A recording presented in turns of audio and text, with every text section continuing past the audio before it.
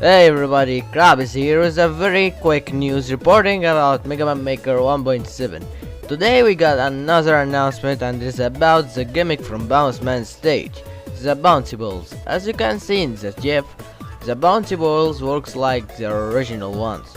You can bounce high and you can bounce on them in a vertical way to move up.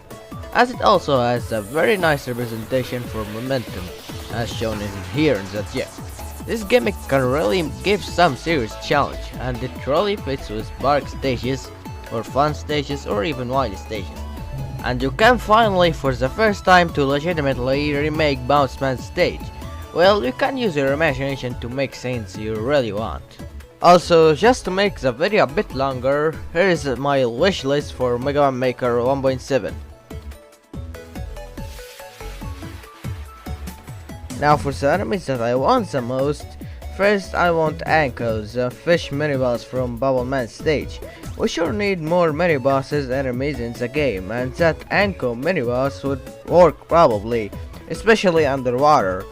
All of what it does is that it just releases some shrimp enemies to attack Mega Man, and if it was on land, so the fish won't be affected by the dry land, but instead it will be the shrimps.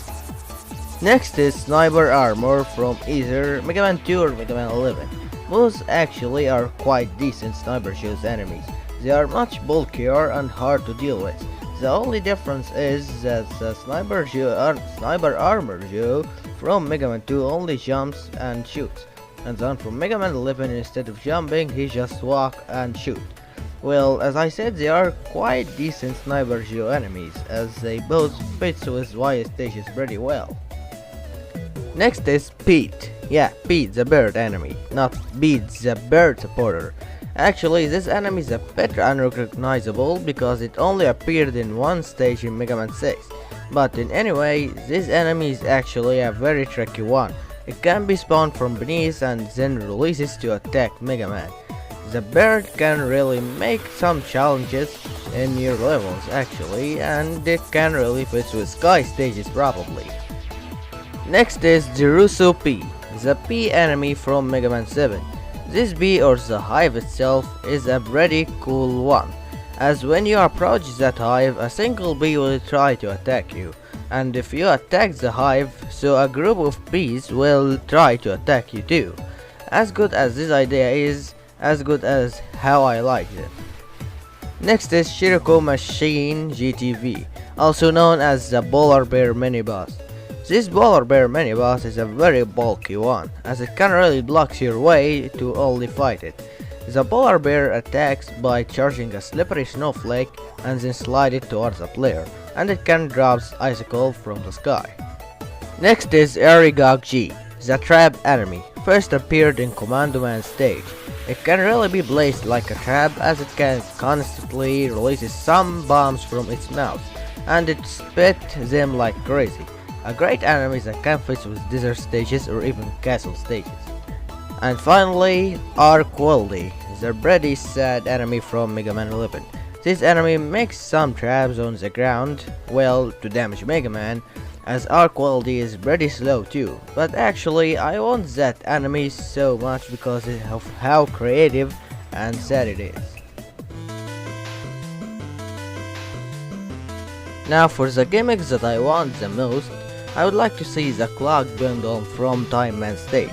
This gimmick can really screws you up, and I'm not even kidding, as it can really be either a challenging gimmick or even for decoration, but you can choose your imagination. Next is the terrain switch from Drill Man stage. This gimmick is pretty awesome actually, and it can lead to secret areas or even for platforming challenges. As for how it would work, so I would say maybe you just put the switch anywhere you like, and there will be a connector of some points that connects between the terrain and the switch. Next, I would love to see the skateboard gimmick from Frostman's stage. This gimmick is actually fun and not hard gimmick like the other things. It can really make some challenges and a pretty fun concept too.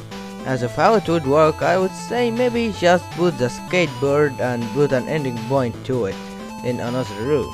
As for the jump or slide signs, so I would say that they are different gimmicks. You can't just put them in any point in the room and it will spawn regularly like how it did in Mega Man 8.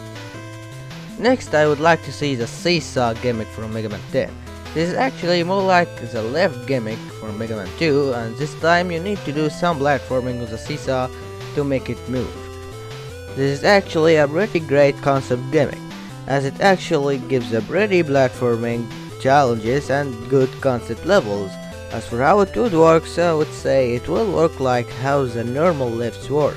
You just put the rails on the screen and just activate the lifts on boom, that's a gimmick.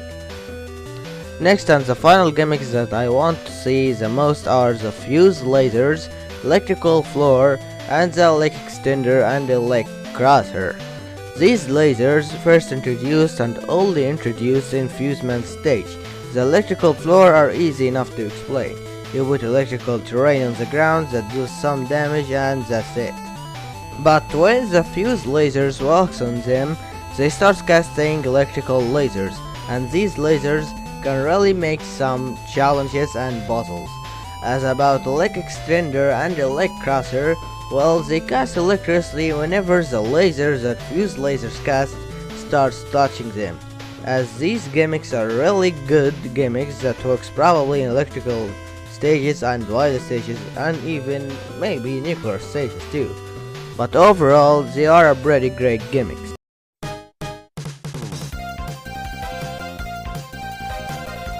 Now for the weapons that I want the most, first is Scorch Wheel. Scorch Wheel is a pretty hated weapon, but I actually want it to be in Mega Maker, as Mega Maker buffed a lot of really bad weapons before, and for Scorch Wheel I would like to see it makes you faster whenever you hold it and never releases it after a short period of time upon holding it. And also a small buff I actually would like to see is whenever Scorch Wheel makes a contact with fire enemies or even the oil gimmick, so it will go faster and makes a devastating damage upon dealing with enemies, or maybe makes it leaves the rail of fire while it's on the ground. Next is Slash Claw. Slash Claw is a pretty decent weapon for a melee weapon. Even so, I would like to see it maybe like slash shielded enemies or something like that. Next is Thunderbolt, and like the original game, it can be splitted when it makes a contact with anything. So I would say it will be a great weapon in Mega Maker, especially with that split feature. Next is Ice Wave. Ice Wave is pretty amazing. It can crawl on the ground very fast as it eats everything on its way, so it would probably be a great weapon with all of these possibilities we can do with it. Next is Water Balloon. I actually want more water-based weapons, and Water Balloon works fine with that. It has an arc range which can be useful actually, and a small buff if you are in water, so maybe when you use it, it will launch a bigger water balloon. Next is Solar Blaze. Solar Blaze is one of the most powerful weapons. Can be a lot useful. You shoot a small sun that can be split into 2 fire waves, but I would suggest a small buff for Solar Blaze, so maybe makes it eats any projectiles when it's split it. It would be amazing actually if they did that. Next is Thunderstorm. Thunderstorm is a pretty great weapon. It can be useful if there is any enemy above or beneath you, as it freezes enemies too. Finally, Acid Barrier. Acid Barrier is a pretty amazing shield weapon. You activate an acid blob that protects you, as you can't shoot acid projectiles while you are shielded, as when Acid Barrier gets hit from a projectile, it makes that projectile into acid projectile that can damage any enemy. Of course, it will be very useful if you ask me. Also, a very small buff I would suggest is maybe Acid Barrier makes you immune to acid fly water. It makes sense too. If you are shielded in a blob of acid, so it makes sense to you to go through any type of acid.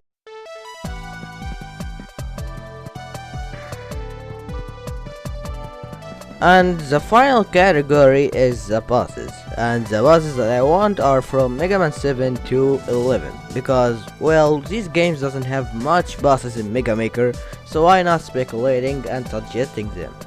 From Megaman 7 I would like to see Turbo Man. His battle is simple enough. He mostly charges at you and fires his scorch wheel and he sucks you up. And if he got hit by an electric weapon, he will be invulnerable for a bit.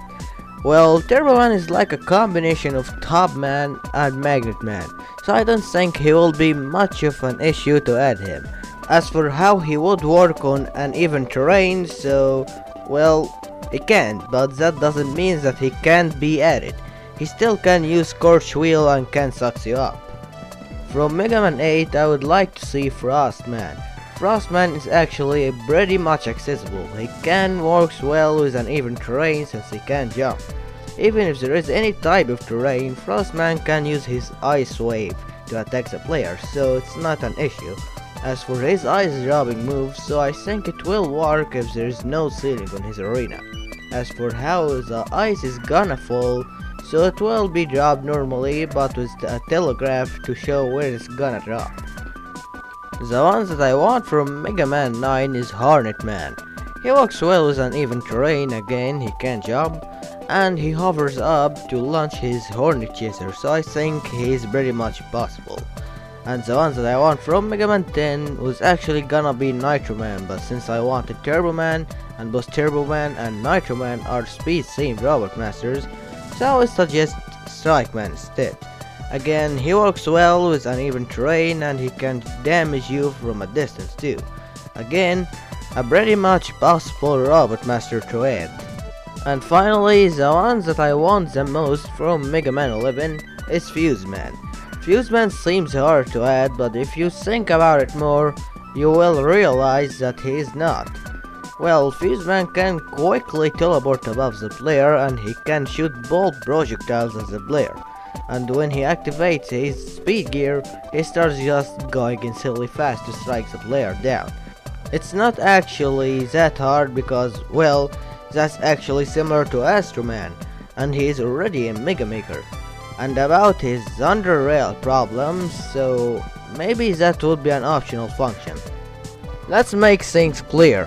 For example, Metal Man at first in Mega Maker, he couldn't flip the conveyor belts like how he did in Mega Man 2, but when Mega Maker 1.6 dropped, they added a specific option for Metal Man to flip the conveyor belts even if there is no conveyor belts in his arena. But he will still make a sound effect that he flips them, but there is nothing in his arena. So I think the Thunder Rails would be actually an option. Let's say maybe they should add these rails as an individual gimmick. And if you add these rails in Fuse Man's arena and enable that option for Fuse Man to cast electricity on these rails, so it would probably work. And that will make Fuse Man pretty customizable. And maybe these rails would work with any type of electricity too, like Sheep Man, Spark Man or any electrical enemy. I just want that to really happen. Okay guys, that's all for today's video. Actually, seeing that announcement makes me happy. Like I can finally make a lot of challenging momentum levels with these bouncy balls. Anyway, hope you guys enjoyed and thank you all for watching.